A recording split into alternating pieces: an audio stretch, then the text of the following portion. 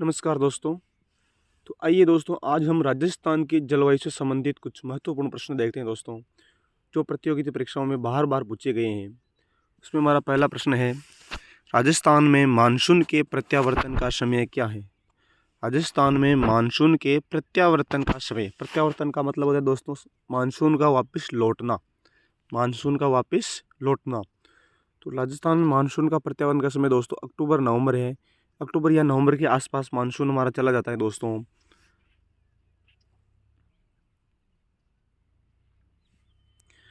राजस्थान में शीतकाल में होने वाली वर्षा माउंट निम्न में से किसके कारण होती है? राजस्थान में माउंट किसके कारण होती है दोस्तों? तो माउंट दोस्तों बंगाल की खाड़ी, मानसूनी हवाएं, दक्षिणी पश्चिमी मानसूनी हवाएं, पश्चिमी विक्षोभ। तो यहाँ पर हमारा सही आंसर होगा दोस्तों पश्चिमी विक्षोभ, जो भूमध्य सागर में होता है दोस्तों। उसी के कारण हमारे राजस्थान में उसी के कारण हमारे राजस्थान में माउंट होती है दोस्तों, जो हमारी फसलों के लिए एक तरह से वरदान है दोस्तों।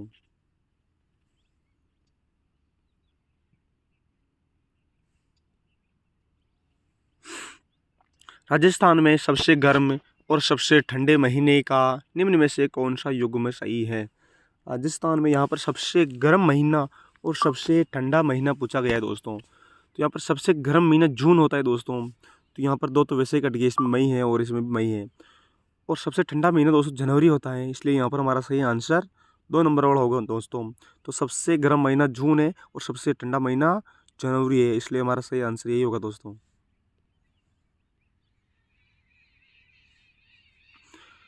तापमान, वर्षा एवं आर्द्रता के आधार पर राजस्थान को कितने जलवायु प्रदेशों में बांटा गया है दोस्तों?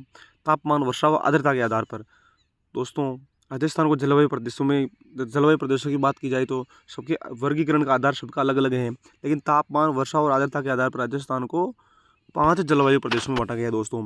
और वो है शुष्क जलवायु प्रदेश,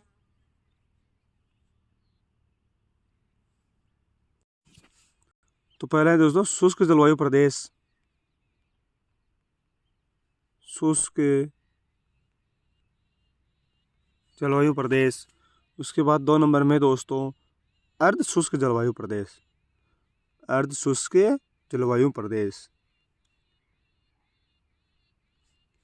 और तीसरा है दोस्तों उप आर्द्र जलवायु प्रदेश, उप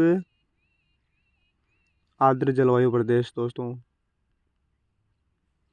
और चौथा है दोस्तों आर्द्र जलवायु प्रदेश, आर्द्र जलवायु प्रदेश। और पांचवा है दोस्तों अति आर्द्र, आर्द्र में भी अति आर्द्र जलवायु प्रदेश, अति आर्द्र जलवायु प्रदेश।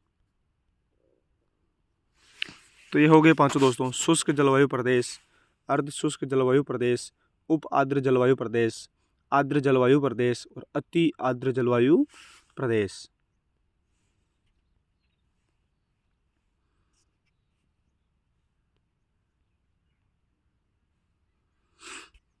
राजस्थान में चलने वाली हवाओं के संदर्भ में निम्नलिखित में से कौन सा कथन असंगत है?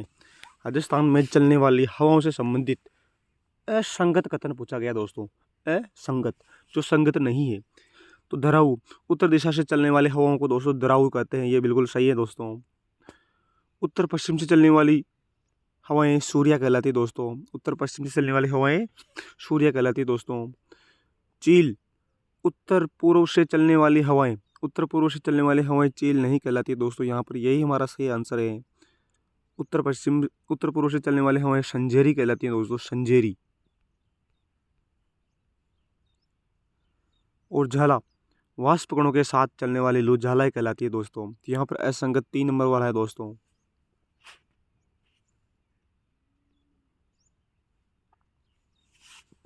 राजस्थान में तापमान के संदर्भ में निम्न में से कौन सा युग्म असंगत है? यहाँ पर भी असंगत पूछा गया है दोस्तों। न्यूनतम दैनिक तापांतर वाला स्थान, स्थान की बात की जाए दोस्तों जहाँ पर न्यूनतम दैनिक तापांतर होता हो, मतलब रात और दिन के तापमान में अंतर बहुत कम आता हो दोस्तों, तो ऐसा स्थान माउंट आबू है दोस्तों, ये बिल्कुल सही है दोस्तों। न्यूनतम वार्षिक तापांतर वाला जिला, पूरे वर्ष का तापमान का औसत देखा जाए तो डूंगरपुर का तापांतर बहुत कम होता है दोस्तों, ये भी सही है दोस्तों। सर्वाधिक दैनिक तापांतर वाला जिला चूरू, ये गलत है दोस्तों। सर्वाधिक दैनिक तापमात्रा वाला जिला चूरू नहीं है दोस्तों, सर्वाधिक दैनिक तापमात्रा वाला जिला जैसलमेर है दोस्तों, जैसलमेर। और जैसलमेर क्यों है दोस्तों, मैं भी ये भी आपको बताना चाहता हूँ दोस्तों, क्योंकि वहाँ पर मरुस्थल रेत अधिक होने के कारण, और हम सभी जानते हैं कि रेत जिस तरह जल्दी गर्म होती है उसी तरह ठंडी भी जल्दी होती है दोस्तों। तो रात का तापमान और दिन का तापमान में बहुत ज़्यादा अंतर आ जाता है दोस्तों। दिन में तापमान बहुत ज़्यादा मात्रा में बढ़ जाता है और रात में बहुत ज़्यादा घट जाता है दोस्तों। इसलिए वहाँ पर सर्वाधिक दैनिक तापमात्रा वाला जिला जैसलमेर है दोस्तों। और यहाँ पर 4 नंबर है, राजस्थान का सर्वाधिक गर्म जिला बिल्कुल चूरू ही है दोस्तों। तो यहाँ पर हमारा सही आंसर 3 नंबर होगा दोस्तों।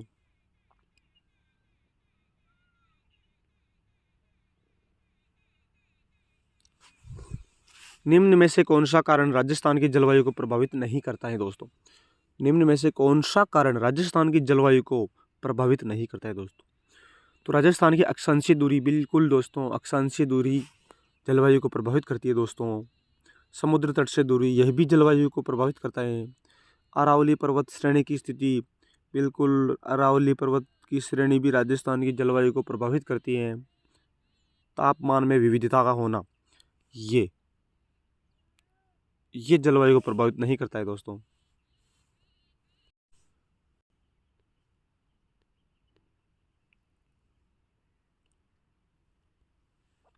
सूर्य कर्क रेखा पर लंबवत कब चमकता है? सूर्य कर्क रेखा पर लंबवत 21 जून को चमकता है दोस्तों, क्योंकि 21 जून के बाद सूर्य वापस दक्षिणायन होना प्रारंभ हो जाता है, दक्षिण में चला जाता है दोस्तों।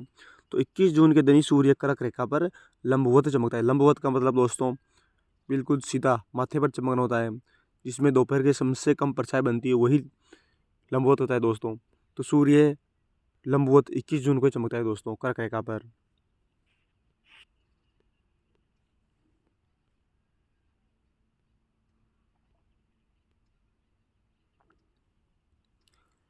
कोपेन के जलवायु वर्गीकरण के अनुसार BWHW जलवायु प्रदेश में राज्य का कौन सा क्षेत्र आता है दोस्तों?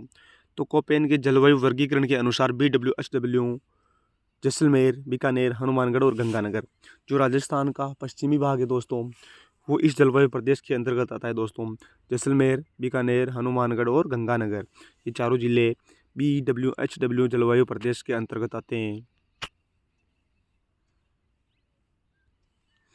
कोपेन के जलवायु वर्गीकरण के अनुसार जलवायु प्रदेशों के प्रतिनिधि जिले का कौन सा युग्म असंगत है? प्रतिनिधि जिला पूछा है दोस्तों। प्रतिनिधि का मतलब कि हर प्रदेश में 3-4 जिले हैं दोस्तों, तो उनमें से केंद्र पर या हम सबसे ज़्यादा उस जलवायु प्रदेश का प्रभाव किस जिले में रहता है, उसको हम प्रतिनिधि कहेंगे दोस्तों। एक केंद्र पर गिना जाएगा दोस्तों। तो यहाँ पर BWHW, इसका केंद्र जैसलमेर में नहीं है दोस्तों, इसका केंद्र बीकानेर में है दोस्तों, बीकानेर में है, बीच में। CWG टोंक में है दोस्तों, BSHW नागौर में है, AW डूंगरपुर में है, लेकिन BWHW का केंद्र जैसलमेर में न होकर बीकानेर में है दोस्तों। तो यहाँ पर भी असंगत जिला पूछा गया है, इसलिए हमारा भी सही आंसर 1 नंबर होगा।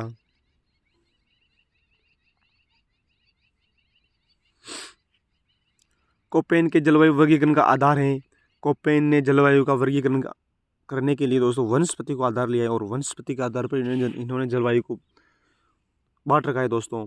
राजस्थान में भारतीय मौसम विभाग की वेधशाला कहाँ पर है? राजस्थान में भारतीय मौसम विभाग की वेधशाला दोस्तों जयपुर में है दोस्तों। राजस्थान में जून माह में न्यूनतम वायुदाब जिस जिले में संभावित है वह है, न्यूनतम वायुदाब पूछा गया दोस्तों, न्यूनतम वायुदाब। और न्यूनतम वायुदाब वहाँ पर होता है जहाँ पर ताप अधिक होने, गर्मी पड़ने की वजह, ताप अधिक होने की वजह से वहाँ की वायु गर्म होकर ऊपर उठ जाती है, और जहाँ पर वायु ऊपर उठती है तो वहाँ उस क्षेत्र का वायुदाब न्यूनतम हो जाता है दोस्तों, उस क्षेत्र का वायुदाब न्यूनतम हो जाता है दोस्तों। तो ऐसा जहाँ पर ताप अधिक होगा वहाँ पर होगा दोस्तों। तो इसका सही आंसर जैसलमेर होगा, क्योंकि जैसलमेर में दोस्तों जून माह में बहुत ज़्यादा मात्रा में गर्मी पड़ती है दोस्तों, और जैसे ही गर्मी बढ़ेगी, ताप बढ़ेगा, तो वहाँ का वायुदाब न्यूनतम हो जाएगा दोस्तों। राजस्थान में किस दिशा में वर्षा की मात्रा में वृद्धि होती है? राजस्थान में किस दिशा में वर्षा की मात्रा में वृद्धि होती है? तो राजस्थान में उत्तर पश्चिम से दक्षिण पूर्व की ओर, उत्तर पश्चिम से दक्षिण पूर्व की ओर वर्षा की मात्रा में वृद्धि होती है दोस्तों। उत्तर पश्चिम से जैसे जैसे दक्षिण और पूर्व में आते हैं हम, वर्षा की मात्रा बढ़ती जाती है दोस्तों। तो यहाँ पर हमारा सही आंसर 1 नंबर होगा दोस्तों। राजस्थान किस ताप कटिबंध में आता है? राजस्थान किस ताप कटिबंध में आता है दोस्तों? तो राजस्थान उप उष्ण कटिबंध में आता है, उपोष्ण। तो यहाँ पर हमारा सही आंसर 2 नंबर होगा। राजस्थान में वार्षिक वर्षा का औसत 57.5 सेमी है दोस्तों। राजस्थान में वार्षिक वर्षा का औसत 57.5 सेमी है दोस्तों। जो वर्ष में पूरे वर्ष में जितनी वर्षा होती है उसका औसत, कि वर्ष में पूरे वर्ष में राजस्थान में कितनी वर्षा हुई उसका औसत ये है दोस्तों 57.5 सेंटीमीटर।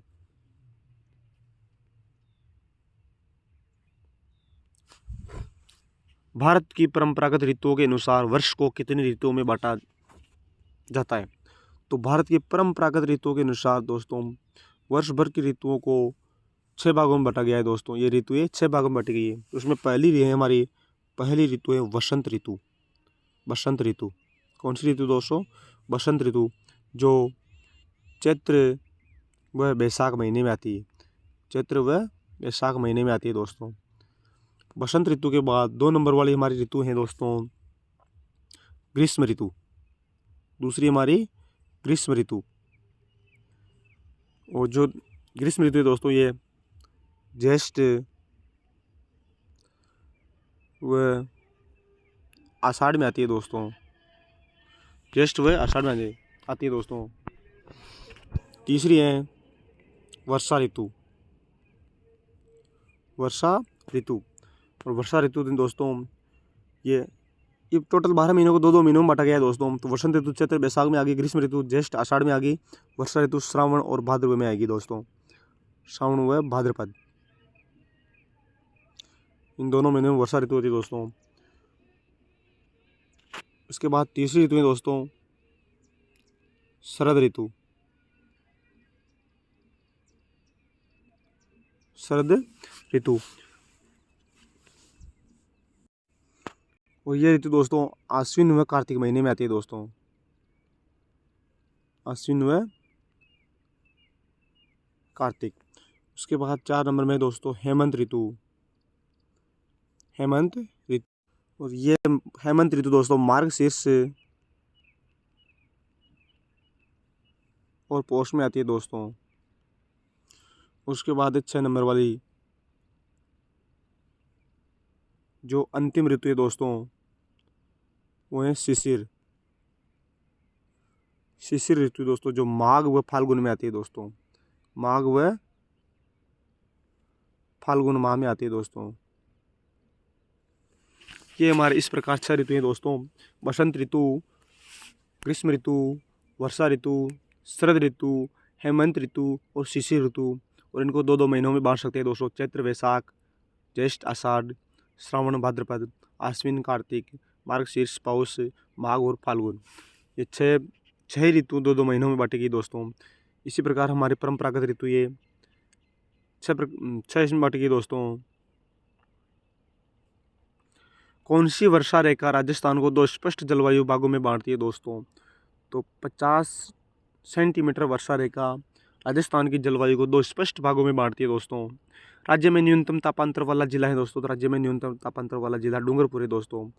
अभी यही क्वेश्चन भी थोड़ी देर पहले भी आया था दोस्तों, असंगत वाले में पूछा गया है। तो राज्य में न्यूनतम तापांतर वाला जिला डूंगरपुर है दोस्तों।